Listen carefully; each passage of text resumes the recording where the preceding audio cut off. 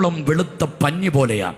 കാലുവറിയിൽ കണ്ട ക്രിസ്തുവിൻ്റെ കണ്ണ് രക്താതുരമായി ചുവന്നു കിടക്കുമ്പോൾ പത്മോസിൽ വെളിപ്പെട്ട ക്രിസ്തുവിൻ്റെ കണ്ണ് അഗ്നിജാലയ്ക്കൊത്ത കണ്ണാണ്. കാലുവറി ഉയർത്തപ്പെട്ട ക്രിസ്തുവിൻ്റെ കൈകളിൽ ആണിയടിക്കപ്പെട്ട് തകർക്കപ്പെട്ടെങ്കിൽ പത്മോസിൽ വെളിപ്പെട്ട ക്രിസ്തുവിൻ്റെ കൈകളിൽ ആണിയല്ല, 7 നക്ഷത്രത്തെ അവൻ വലങ്കയിൽ പിടിച്ചിരിക്കുന്നു. കാലുവറി ഉയർത്തപ്പെട്ട ക്രിസ്തുവിൻ്റെ കാല് കാരിരുമ്പാണികൾക്ക് തകർക്കപ്പെട്ടെങ്കിൽ പത്മോസിൽ വെളിപ്പെട്ട ക്രിസ്തുവിൻ്റെ കാലുകളിൽ ആണിയല്ല, ഉലൈ ചുട്ടുപടി വെള്ളോടിന് സദൃശമായ കാലുകളാൽ. കാലുവറി ഉയർത്തപ്പെട്ട ക്രിസ്തുവിന്റെ അധരങ്ങൾക്കകത്തുനിന്ന് പുറത്തു വന്നത് ദീനരോദനത്തിന്റെ ശബ്ദമാണ്.